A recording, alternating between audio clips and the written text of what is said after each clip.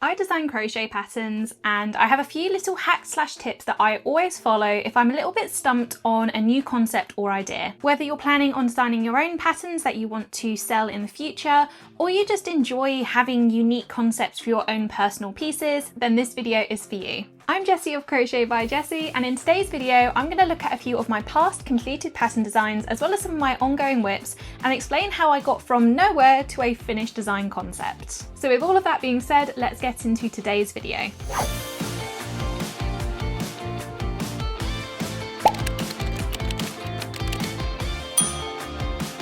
I always find that the most difficult part of a pattern for me is figuring out what I want to do. Sometimes I have so many ideas in my head and it works out absolutely perfectly, but other times I just have no clue what I'm doing. I have no clue what I want to do. I have no idea or anything in mind, and I know that's not just me as well. I understand that probably a lot of people feel that same way. So I thought today would be a really good opportunity just to give you guys a little run through of how I started from nothing to a complete project and what steps I usually take to try and get there, and how amazing they are, because they really do work. What I'm going to do in this video is I'm going to give you guys the hacks, and then I'm going to go through a few of my design examples and basically explain how these hacks worked for me in each case. So first of all, the most important hack for having a successful pattern design, and the hack that I always follow, is have a theme.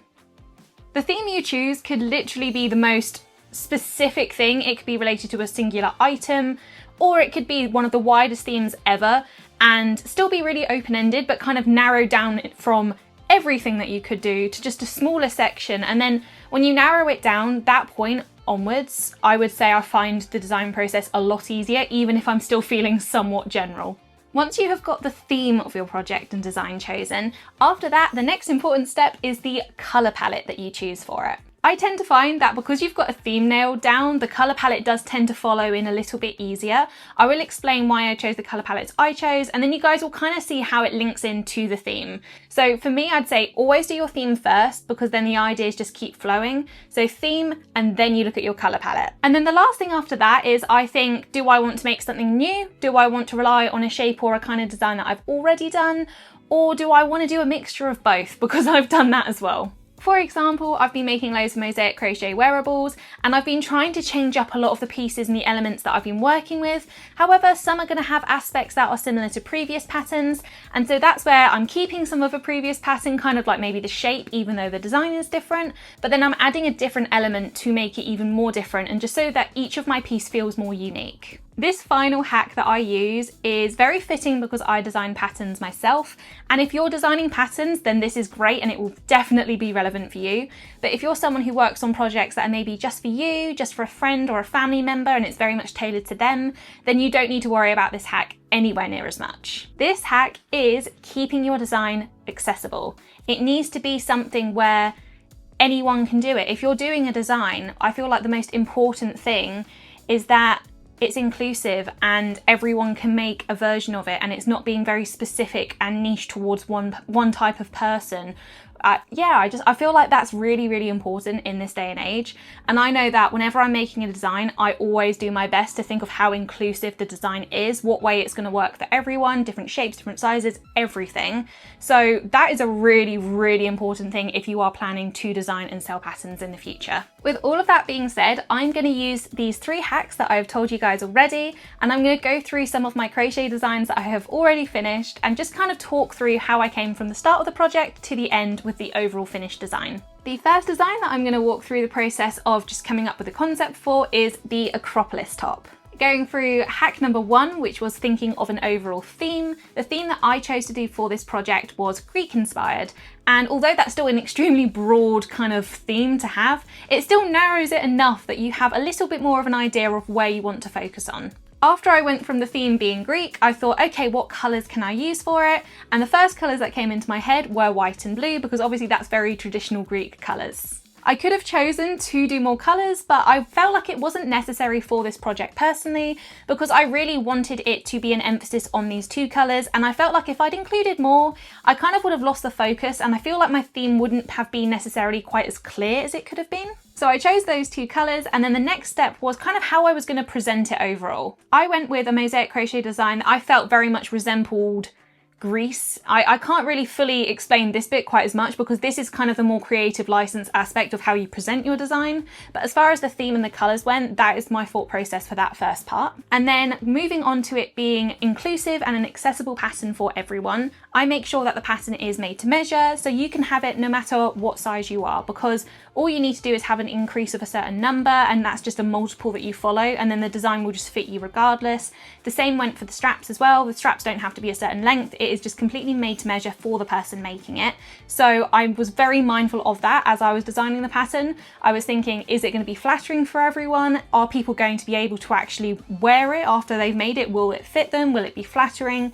So I had all of those things in mind whilst I was putting together all of these ideas. And of course, I then called it the Acropolis top, which is very much on point for Greece. So yeah, that's how I kind of put everything in together, very much keeping that theme throughout the entire concept with the colours I chose, the overall layout of the design, the name of the design. And so because of that, I found it a very, very consistent piece overall, probably the most consistent piece I have done to date. And I'm extremely proud of it for those reasons. The next design that I'm going to talk through is the Solace top. I want to say that in Latin, Solace refers to the sun, and you guys will see why, because again, that name is very intentional for this project. The first thing that I thought of with this design as the overall theme is I wanted to do a theme for the sun, specifically the sunsets. And because of that, I then looked at sunsets, I looked at the colour palettes that you can typically expect from them, and then I drew my own colour palette from the colour palette of the sunset overall. So I've got some really pretty oranges and reds and yellows and slight purpley and pinky-esque colours, because you do tend to get that as well. I then added brown just to add a little bit more of stability and to make the overall design a little bit more coherent, I found.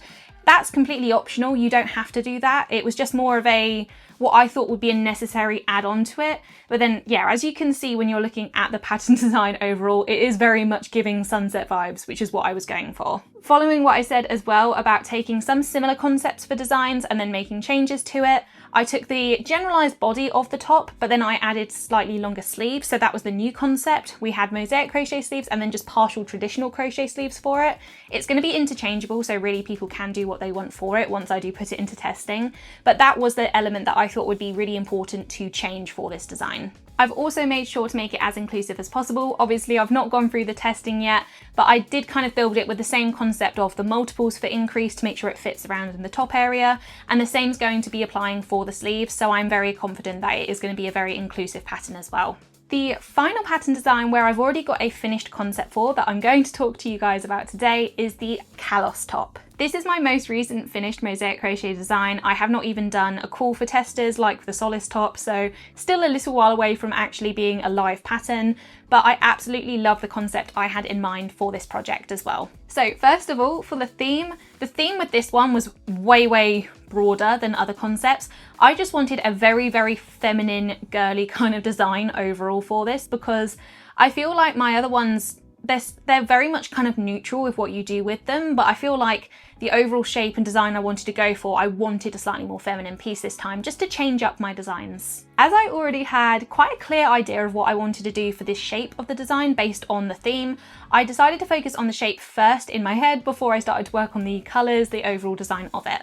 I wanted to do a baby doll top where you've got it tighter at the bottom and then obviously flowy underneath. So I knew I wanted to do that shape regardless, and then I decided from there how I wanted to incorporate everything else. I know it is quite stereotypical, but I genuinely wanted kind of like princess vibes for this, and because of that I wanted to choose lots of different pinks for this overall design because I thought it would be very, very fitting. But obviously when other people are making the design, they can choose whatever colours they want. They can do so many different themes and vibes within this same design, which is why it will have so many different results. But me, myself, I saw princess, and because of that I was like, okay, I'm gonna go with pinks. So I chose all of the pinks. I'd already had an idea about having the design in the same section here, taking the similar concept for the previous tops and how the mosaic crochet top aspect was quite fitted as I have had in basically all of the designs so far. And then from that point, I thought I would go with traditional crochet, add the kind of length at the bottom, and then I did a mosaic crochet trim, which is again something that I honestly just added last minute because I thought whilst I was working on the piece that it would look really nice and just balance out the overall project. So I feel like this project really highlights the fact that your design concept doesn't need to be solid whilst you're working on the piece.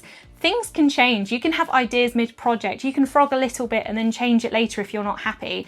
And that's definitely what happened here for me. I felt like the overall top was not completely finished until I had that mosaic crochet trim. It pulled everything together, and I didn't know if I was going to do that at the start. I kind of ummed and ahed and thought maybe I'll include it.